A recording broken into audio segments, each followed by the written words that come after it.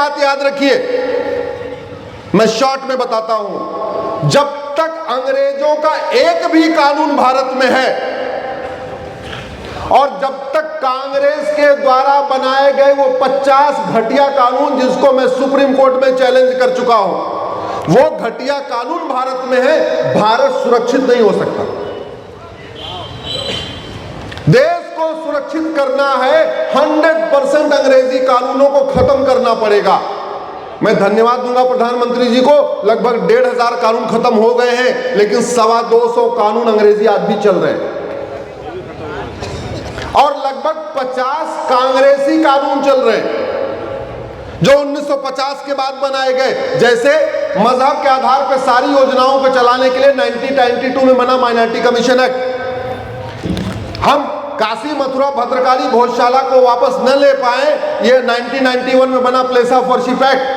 हम बाबर, हुमायूं, तुगलक, गजनी, गोरी का नामो निशान न मिटा पाए, ये 1958 में बना एंशिएंट मॉन्यूमेंट एक्ट। हमारा योग, आयुर्वेद, नेचुरोपैथी खत्म हो जाए, उसके लिए बना 1954 में ड्रग एंड मैजिक एक्ट। ऐसे 50 घटिया कानून हैं जो हमें बर्बाद करने के लिए बने हुए हैं। तो जब तक कांग्रेस के द्वारा कानून खत्म नहीं होंगे, तब तक देश सुरक्षित नहीं होगा। समीर कुलकर्णी जी बहुत अच्छा कर रहे हैं, जन जागरण कर रहे हैं, कांग्रेस के बारे में बता रहे हैं, लेकिन कांग्रेस के बारे में बताने से केवल राजनीतिक लाभ होगा, राष्ट्र को रत्ती भर लाभ नहीं होगा। कांग्रेस के बारे में, कांग्रेस की पोल खोल करने से केवल और केवल राजनीतिक लाभ होगा। न लव जिहाद रुकेगा, न लैंड जिहाद रुकेगा, न धर्मांतरण रुकेगा, न घुसपैठ रुकेगी, न जनसंख्या विस्फोट रुकेगा। केवल और केवल राजनीतिक लाभ होगा। राष्ट्र को सुरक्षित करना है, उन समस्याओं को रोकना पड़ेगा। हम लोग सेमिनार और कॉन्क्लेव करने के मामले में तो वर्ल्ड नंबर 1 है, विश्वगुरु हैं। दुनिया में सब ज्यादा सेमिनार भारत में, दुनिया में सब ज्यादा कॉन्क्लेव भारत में, दुनिया में सब ज्यादा धरना भारत में, दुनिया में सब ज्यादा प्रदर्शन भारत में, दुनिया में सब ज्यादा प्रेस कॉन्फ्रेंस भारत में, सब कुछ होता है। हम वीर सावरकर जी का हर साल मनाते हैं, लेकिन वीर सावरकर जी का सपना कैसे साकार होगा उस पर चर्चा ही नहीं करते। हम गुरु गोलवलकर जी की जयंती मनाते हैं, पुण्यतिथि मनाते हैं। गुरु गोलवलकर जी चाहते क्या थे, उनका सपना कैसे साकार होगा, उसके लिए क्या टाइमलाइन है, उसके लिए क्या स्टेप है, स्टेप 1, स्टेप 2, स्टेप 3, स्टेप 4 ना। जैसे गुरु तेग बहादुर जी के बारे में हो रहा है, बस बताया जा रहा है कि जी उन्होंने,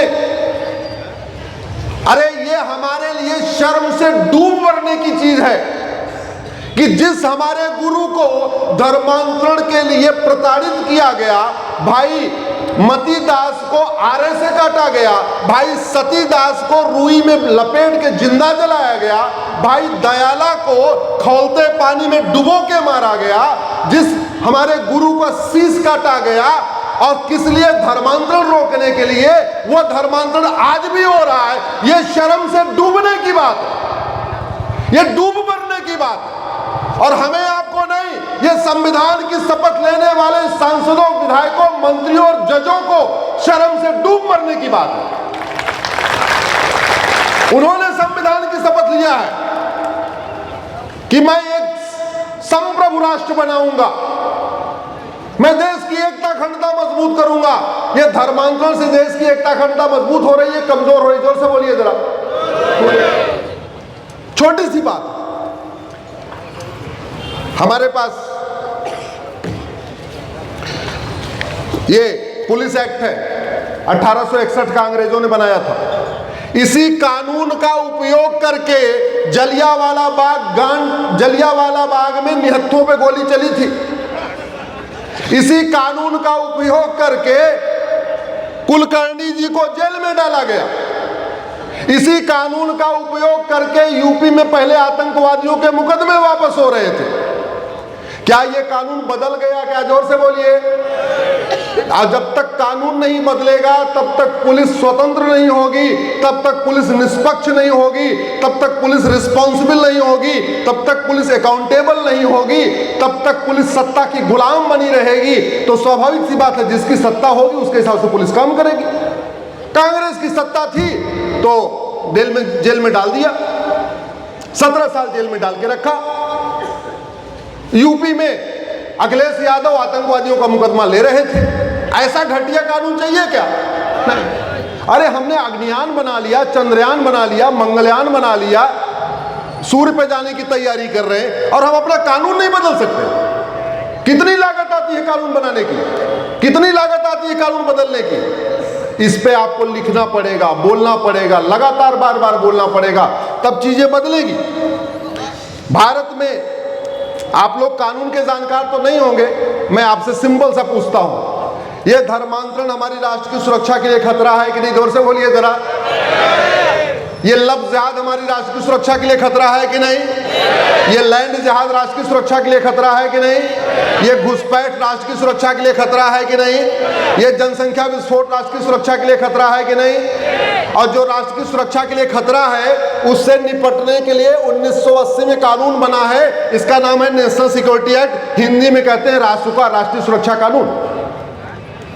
आपको जान के आश्चर्य होगा, कानून बन गया लेकिन इसमें लिखा ही नहीं है कि राष्ट्र की सुरक्षा के लिए खतरा क्या है।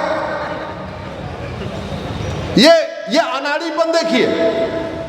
अरे भैया, अगर आप कानून बना रहे हो तो ये भी तो बताओ, इसका नाम राष्ट्रीय सुरक्षा कानून है तो इसमें यह भी लिख दो कि लव जिहाद, लैंड जिहाद, ड्रग जिहाद, घुसपैठ जिहाद, धर्मांतरण जिहाद, हलाल जिहाद, जो भी अपराध, ये अपराध राष्ट्र की सुरक्षा के लिए खतरा है, तो पुलिस के लिए आसान हो जाएगा। जब कानून में लिखा रहेगा पुलिस फटाफट उनके खिलाफ लगा देगी। जज साहब भी बेल नहीं दे पाएंगे, जेल में रखने के लिए मजबूर हो जाएंगे। कानून में लिखा नहीं है, पुलिस डर के मारे लगाती नहीं है, इनसे लगा भी दिया, जज साहब जो है गुस्से के मारे कहते तुमने कैसे लगा दिया, कानून तो लिखा ही नहीं। ये लव जिहाद, लैंड जिहाद, धर्मांतरण, घुसपैठ, जनसंख्या विस्फोट, ये लॉफुल एक्टिविटी है या अनलॉफुल एक्टिविटी है? जोर से बोलिए जरा। अनलॉफुल। और ये अनलॉफुल एक्टिविटी के लिए हमारे पास यूएपीए है, लेकिन इस कानून में कहीं लिखा ही नहीं है कि लव जिहाद, लैंड जिहाद, धर्मांतरण, घुसपैठ ये अनलॉफुल एक्टिविटी है, तो पुलिस चाह के भी लगा नहीं सकती और जज साहब कुछ कर भी नहीं सकते। 150 साल के बाद आईपीसी बदली गई, नई बीएनएस आ गई, इसमें सेक्शन 111 है ऑर्गेनाइज क्राइम। ये लव जिहाद ऑर्गेनाइज क्राइम है या अनऑर्गेनाइज क्राइम है? जोर से बोलिए। संगठित होकर किया जाता है, ऐसे ही झटके में कर देते हैं, प्लान्ड वे में किया जाता है। धर्मांतरण ऐसे ही कर देते हैं, प्लान करके करते हैं, प्लान करके। घुसपैठिए ऐसे ही आ जाते हैं, प्लान करके आते हैं, प्लान करके आते हैं। आपको जान के आश्चर्य होगा, 150 साल के बाद ये कानून आया, सेक्शन 111 है ऑर्गेनाइज क्राइम, लेकिन इस सेक्शन 111 में लिखा ही नहीं है कि लव जिहाद ऑर्गेनाइज क्राइम है, लैंड जिहाद ऑर्गेनाइज क्राइम है, घुसपैठ ऑर्गेनाइज क्राइम है, धर्मांतरण ऑर्गेनाइज क्राइम है। जब लिखा ही नहीं है तो पुलिस लगा नहीं सकती और कोर्ट सजा दे नहीं सकती, और जब तक भयभीन होए न प्रीत, जब तक कानून का खौफ नहीं होगा, ज्यादा सजा नहीं होगी, तब तक ये अपराध रुकेगा नहीं। मुगल क्या करने आए थे? सत्ता के लिए नहीं आए थे। मुगल यहां आए थे धर्मांतरण कराने। अंग्रेज क्या करने आए थे? सत्ता के लिए नहीं, आए थे धर्मांतरण कराने। मुगलों ने अपने कन्वर्ट किए और अंग्रेजों ने अपना कन्वर्ट किया। और इस देश में खतरा है किससे? बुरहान वानी कौन था? जोर से बोलिए। कौन था बुरहान वानी? कन्वर्टेड हिंदू। कौन था वो? जोर से बोलिए जरा। इस शब्द को गांठ बांट के लिख लिए, कन्वर्टेड हिंदू। अब जोर से बोलिए, बुरहान वानी कौन था? अजमल कसाब कौन था? याकूब मेनन कौन था? अभी जो डॉक्टर पकड़ा गया कौन? ये सारे के सारे कन्वर्टेड हिंदू। मुझे बताइए, भारत में कोई एक अपराध बताइए जो अरब, दुबई, कुवैत वाले जो असली वाले हैं वो आके कर रहे हो। यहां जो पत्थरबाजी कौन करता है? कन्वर्टेड हिंदू। तो जब पता है कि कन्वर्जन के बाद इतना बड़ा खतरा बढ़ जाता है तो कन्वर्जन को रोकना चाहिए कि नहीं? ये कन्वर्जन एक तरीके से एक्ट ऑफ टेररिज्म है कि नहीं? ये कन्वर्जन को आतंकवाद घोषित करना चाहिए कि नहीं? ये घुसपैठ को आतंकवाद घोषित करना चाहिए कि नहीं? और सेक्शन 113 है एक्ट ऑफ टेररिज्म, धारा बना दिया, लेकिन टेररिज्म क्या क्या है लिखा ही नहीं है। सेक्शन 113 में लिखा ही नहीं है कि हाँ भाई घुसपैठ एक्ट ऑफ टेररिज्म है, धर्मांतरण एक्ट ऑफ टेररिज्म है, लव जिहाद एक्ट ऑफ टेररिज्म है। अगर लिख दे पुलिस आराम से FIR करेगी, जज साहब आराम से सजा देंगे, कानून का खौफ पैदा होगा, और जब कानून का खौफ पैदा होगा तो घटनाएं रुकेंगी।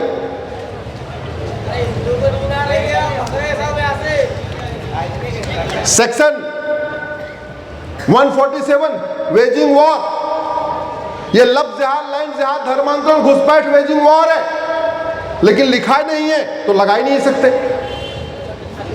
सेक्शन 152 हमारी संप्रभुता के लिए जो खतरा है, 152 हमने लिखा नहीं हमारी संप्रभुता के लिए क्या क्या खतरा है। तो जब तक नियम कानून नहीं बदलेगा, जब तक कठोर कानून नहीं होगा, तब तक इनको सजा नहीं मिलेगी, और जब तक सजा नहीं मिलेगी तब तक भय नहीं पैदा होगा। भारत और चीन में केवल इतना ही अंतर है कि भारत का कानून घटिया है, न्यायिक व्यवस्था सड़ी हुई है, यहाँ तारीख पे तारीख चलती है, यहाँ झूठ बोलना अपराध नहीं है, यहाँ झूठ बोलना फ्रीडम ऑफ स्पीच कहलाता है, यहाँ पे मानव और दानव के बीच में अंतर स्पष्ट नहीं किया गया, यहाँ धर्म और मजहब के अंतर नहीं स्पष्ट किया गया, इसलिए समस्याएं ज्यों की त्यों हैं। मुझे लगता है समय काफी हो चुका है, 11:15 हो गए हैं, हमारे बच्चों को सोना होगा, कल स्कूल जाना होगा। नहीं, कल तो संडे है क्या? अच्छा, हमें इसलिए नहीं पता, मैं 3 दिन से घर से निकला हुआ हूँ। पहले हरदोई कार्यक्रम था, फिर प्रयाग था, और सीधे मैं खंडवा आया हूँ, इसलिए मैं वो ध्यान नहीं आ रहा है कि वो संडे है या मंडे है। मैं केवल इतना ही कहना चाह रहा था कि अब सरकार इसको अपना दायित्व समझे। हमारे देश में विकास बहुत होता है, जानते हैं क्यों? क्योंकि विकास से वोट और नोट मिलता है। कड़वा कड़वा से सुनना पसंद है? जहां से सड़क जाएगी वहां के लोग वोट देंगे, और जो सड़क बनाने वाला ठेकेदार है वो क्या देगा? नोट। जहां हॉस्पिटल बनेगी वहां के लोग वोट देंगे, और जो हॉस्पिटल का ठेकेदार वो क्या देगा? नोट। तो जो वोट और नोट, चूंकि विकास से वोट आता है और नोट आता है तो विकास खूब होता है। कोई सरकार हो विकास खूब करती है, दिल खोल के बजट एलोकेट किया जाता है। मोटा मोटा जितने का बजट होता है उसका 20% बैक टू पवेलियन आ जाता है, जहां से गया वहीं वापस घूम के आ जाता है, इधर से गया था उधर आ जाता है। तो विकास होता है जहां लागत लगती है। क्यों? क्योंकि वोट भी मिलता है और नोट भी मिलता है। हाईवे बनेगा वोट और नोट, एक्सप्रेसवे से वोट और नोट, सड़क बनाने से वोट और नोट, हॉस्पिटल बनाने से वोट और नोट, हॉस्पिटल बनाने से वोट और नोट। भाई जिसका भी टेंडर होगा उसका नोट वापस आएगा, वो जिस विभाग का मंत्री होगा उसके पास जाएगा, अलग बात है। सचिव लेगा, मंत्री लेगा, इसमें ज़्यादा मेरी जानकारी नहीं, आप लोगों को ज़्यादा जानकारी होगी खंडवा वालों को।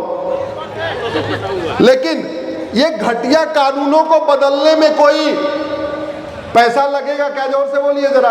नहीं। पुलिस व्यवस्था को बढ़िया इंडिपेंडेंट बनाने में कोई पैसा लगेगा?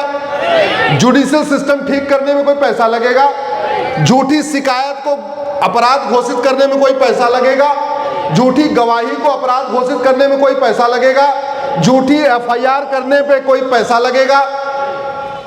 जस्टिस विद इन ईयर लागू करने पे कोई पैसा लगेगा? नहीं। तो जो काम बिना पैसा वाला है वो नहीं होता। क्यों? क्योंकि जिसमें पैसा नहीं है उसमें 20% आएगा ही नहीं। जब आएगा नहीं तो होगा नहीं। क्योंकि ये सिस्टम बदलने में ना वोट आ रहा है, ना नोट आ रहा है, ना आप लोग डिमांड कर रहे हो। एक बार आप जनता डिमांड करे, युवा डिमांड करे,